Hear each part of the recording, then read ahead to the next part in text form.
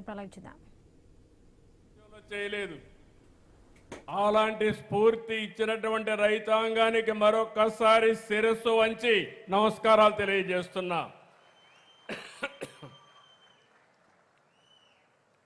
ఈరోజు మనందరం కూడా భారతదేశం గర్వించే నాయకులు, అరుదైన నేత, మాజీ ప్రధాని అటల్ బిహారీ వాజ్పేయి జయంతి గణనీయమైన నివాళులర్పించుకోవాల్సిన అవసరం ఉంది. అమరావతిలో కొత్తగా రాజధాని నిర్మాణం చేస్తామంటే ఇక్కడ ఎలాంటి నిర్మాణం చేయాలనుకున్నప్పుడు మాధవ్ గారు వచ్చి శత జయంతి ఉత్సవాలున్నాయి, ఇక్కడ వాజ్పేయి గారి విగ్రహం పెట్టాలని ఒక మాట అంటే నాకు పాత రోజులు జ్ఞాపకం వచ్చాయి. ఇమ్మీడియట్గా చెప్పాను, ఆ నాయకుడికి మనందరం కూడా గుర్తుపెట్టుకోవాల్సింది, చరిత్ర గుర్తుపెట్టుకునే విధంగా అమరావతిలో గణనీయమైన నివాళులు అర్పిస్తామని నేను వారికి చెప్పా.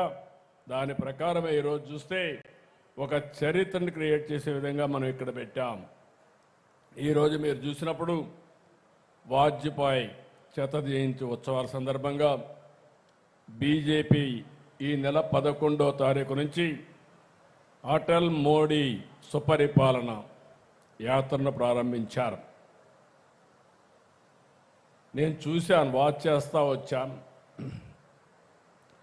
నేను మొట్టమొదటిసారిగా మీరు చూస్తే 26 జిల్లా కేంద్రాల్లో వాజ్పేయి విగ్రహాలు పెట్టాలంటే నేను పూర్తిగా ఒకసారి టెలికాన్ఫరెన్స్ తీసుకుని ఎన్డీఏ అంటే ఈ 3 పార్టీలు కలిసి ఏ విధంగా పనిచేయాలనో పనిచేసే విధంగా ఈ కార్యక్రమానికి స్ఫూర్తిని మనం కోరాం. ఈరోజు అన్ని జిల్లాల్లో అందరూ కలిసి పనిచేశారు, ఒక చరిత్ర సృష్టించారు. ఈరోజు ఇక్కడ చూస్తే 14 అడుగుల వాజ్పేయి విగ్రహాన్ని ఇక్కడ మనం పెట్టుకున్నాం.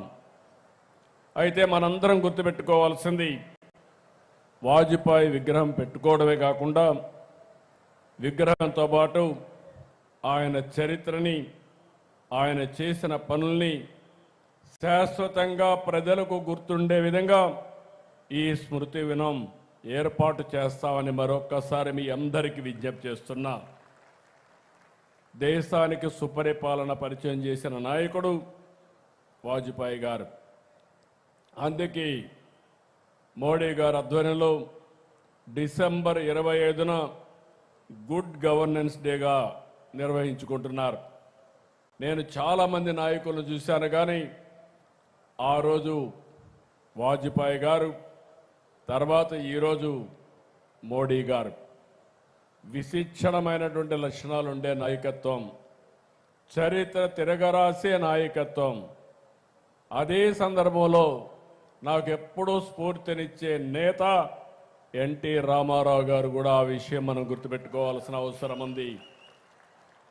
ఈరోజు మనందరం ఒక్కసారి చరిత్ర ఆలోచిస్తే నాయకులు ఏ విధంగా చరిత్ర తిరగరాస్తారో ఒకసారి నెమరు వేసుకుని మళ్ళీ మనం ముందు పోగలిగితే తిరుగుండదు.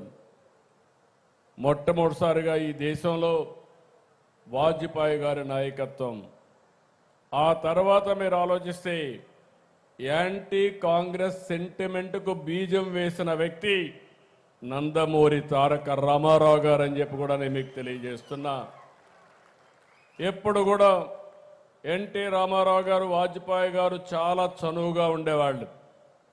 ఎన్టీ రామారావు గారిని 84లో ఆ రోజు కావాలని కేంద్రం ఇందిరాగాంధీ గారు ప్రభుత్వాన్ని రద్దు చేస్తే ముందుండి నడిపించిన వ్యక్తులు అద్వానీ గారు, వాజ్పేయి గారు అని చెప్పి కూడా మీకు గుర్తు చేస్తున్నా. ఆ తర్వాత అనేక సందర్భాల్లో మీరు చూస్తే నేషనల్ ఫ్రంట్ పెట్టి, నేషనల్ ఫ్రంట్ ద్వారా ఈ దేశంలో యాంటీ కాంగ్రెస్ బీజం వేసిన మొట్టమొదటి నాయకుడు, ప్రభుత్వాన్ని ఏర్పాటు చేసిన నాయకుడు ఎన్టీ రామారావు గారు అని చెప్పి కూడా నేను మీకు తెలియజేసుకుంటున్నాను.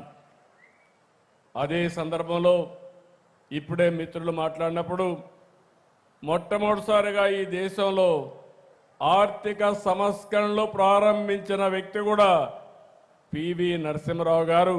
అతను కూడా తెలుగు బిడ్డ అనే విషయం మనం గుర్తుపెట్టుకోవాల్సిన అవసరం ఉంది.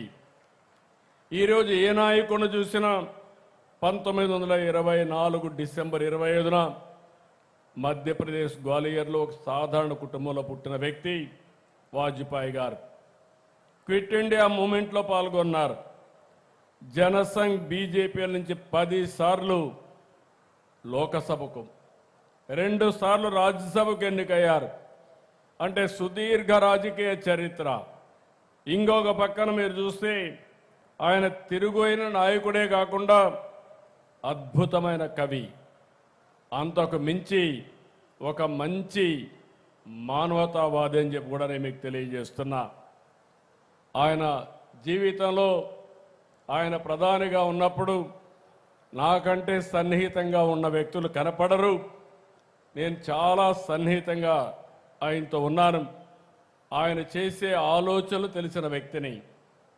ఈరోజు ఈ దేశంలో ఆర్థిక సంస్కరణల తర్వాత దేశ ప్రగతికి ఒక స్ట్రాంగ్ ఫౌండేషన్ వేసిన వ్యక్తి అటల్ బిహారీ వాజ్పేయి అని చెప్పి కూడా నేను మీకు తెలియజేస్తున్నా.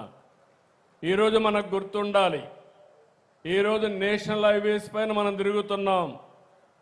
నేను ముఖ్యమంత్రి అయిన తర్వాత చూశాను, మన రోడ్లు అధ్వానమైన పరిస్థితిలో ఉన్నాయి. నేను ఒకసారి మలేషియాకి వెళ్ళాను. చిన్న దేశం, 2 కోట్ల జనాభా, ఈస్ట్ వెస్ట్ కారిడార్ ఉండేది, 8 లేన్ రోడ్. అది చూస్తే నాకు అసూయ వచ్చి వాజ్పేయి గారి దగ్గరికి వచ్చి, చిన్న దేశం బ్రహ్మాండమైన రోడ్డు వేశారు, ఇంత పెద్ద దేశం మనం ఒక రోడ్డు వేసుకోలేకపోతున్నామంటే ఇమ్మీడియట్గా అందరినీ పిలిపించి గోల్డెన్ క్వాడ్రిలేటరల్ రోడ్ వేయాలంటే దాన్ని మొట్టమొదటిగా ప్రారంభించింది చెన్నై తడ. అది మన రాష్ట్రంలో ప్రారంభించడం నేను గర్విస్తున్నానని చెప్పి కూడా నేను మీకు తెలియజేస్తున్నా. ఈరోజు మీరందరూ ఫోన్లు వాడుతున్నారు. ఒకప్పుడు నేను ఫోన్ విషయం మాట్లాడితే చాలామంది ఎగతాళి చేసేవాళ్ళు, తిండి కావాలన్నా ఫోన్ కావాలన్నా అని. అలాంటిది డీరెగ్యులేషన్, ఎంత కష్టమైనా డీరెగ్యులేషన్ తీసుకొచ్చారు. ఈరోజు భారతదేశం ప్రపంచం మొత్తం నాలెడ్జ్ ఎకానమీలో ముందుకు పోతున్నామంటే నాలెడ్జ్ ఎకానమీకి బ్యాక్ బోన్ టెలికాం సెక్టర్. అలాంటి టెలికాం సెక్టర్ని తీసుకొచ్చిన వ్యక్తి, డీరెగ్యులేషన్ ప్రారంభించిన వ్యక్తి వాజ్పేయి గారు. ఇంకో పక్క మీరు చూస్తే ఆ రోజు వాజ్పేయి గారు టెలికాం డీరెగ్యులేషన్ ప్రారంభిస్తే ఈరోజు నరేంద్ర మోడీ గారు బిఎస్ఎన్ఎల్ ద్వారా 4G ఇన్నోవేట్ చేశారంటే అది నాయకుల యొక్క గొప్పతనం అని చెప్పి మరొకసారి మీ అందరికీ విజ్ఞప్తి చేస్తున్నా. ఇలాంటి రిఫార్మ్స్ ఒకటి కాదు, అనేక రిఫార్మ్స్ తీసుకొచ్చారు. మన వాళ్ళందరూ కూడా ఎక్స్ప్లెయిన్ చేశారు. పీపీపీ విధానంలో ఈ దేశం అభివృద్ధి అవుతుంది, అన్ని దేశాల కంటే మనం తక్కువ కాదని ఆలోచించి దాన్ని ఆచరణలో పెట్టిన వ్యక్తి వాజ్పేయి గారు అని చెప్పి కూడా నేను మీకు తెలియజేస్తున్నా. ఈరోజు ఇన్ఫ్రాస్ట్రక్చర్ ఉంది, ఒక రోడ్డు కావచ్చు, ఒక ఎయిర్పోర్ట్ కావచ్చు, లేకపోతే ఒక పవర్ ప్రాజెక్ట్ కావచ్చు, ఇవన్నీ కూడా బ్రహ్మాండంగా తీసుకొచ్చిన వ్యక్తి, సంపద సృష్టించడానికి దోహదపడ్డ వ్యక్తి వాజ్పేయి గారు. ఇంకో పక్క నాకు బాగా జ్ఞాపకం, ఆ రోజు హైదరాబాద్ ఎయిర్పోర్ట్ బుడ్డ ఎయిర్పోర్ట్ ఉండేది, ఫ్లైట్సే ఉండేటి కాదు.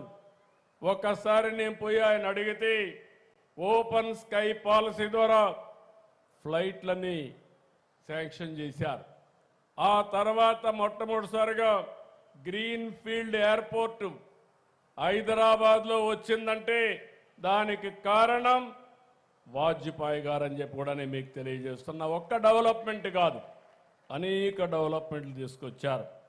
ఈరోజు నేషనల్ హైవేస్ మీరు చూస్తే 1,46,000 కిలోమీటర్లు, ప్రపంచంలో ఏ దేశంలో లేనటువంటి రోడ్లు మన దేశానికి తీసుకురాగలిగారు.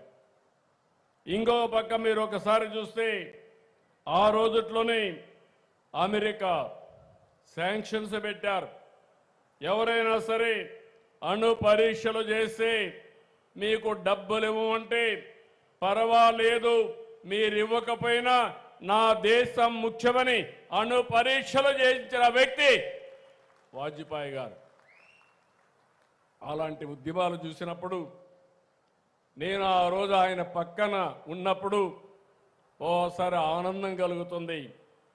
ఎందుకంటే 99లో 36 మంది ఆంధ్రప్రదేశ్ నుంచి ఎంపీలు అయ్యారు. 29 మంది తెలుగుదేశం, 7 మంది బీజేపీ, రెండు కలిపి 36 మంది ఎంపీలు వాజ్పేయి గారికి సాలిడ్ గా సపోర్ట్ చేసి ఏ రిఫార్మ్ తీసుకొచ్చినా అండగా నిలబడ్డాం. అణు పరీక్షలు చేసినా కూడా మనం ఎక్కడా భయపడకుండా అవసరమైతే ఇబ్బందులుంటే తాత్కాలికంగా ఉంటాయి, దేశం ముఖ్యమని చెప్పి ముందుకు పోయాం. కార్గిల్ యుద్ధం కూడా నాకు జ్ఞాపకం ఉంది. కార్గిల్ యుద్ధంలో మీరు ఒక్కసారి ఆలోచిస్తే ఆ రోజు కార్గిల్ యుద్ధం, ఈరోజు సింధూర్, రెండు చరిత్రలో మిగిలిపోతాయి.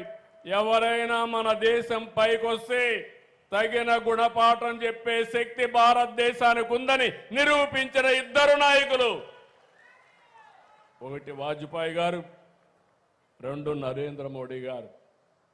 మంచికి మంచి ఎప్పుడన్నా కానీ మీరు మాట తప్పితే ఏం చేయాలో చేసి చూపించిన నాయకులు. నాకు ఇప్పుడు కూడా జ్ఞాపకం ఉంది. ఏదైతే అణు విద్యుత్ వచ్చినప్పుడు దానికి కారకులైన వ్యక్తి అబ్దుల్ కలాం గారు.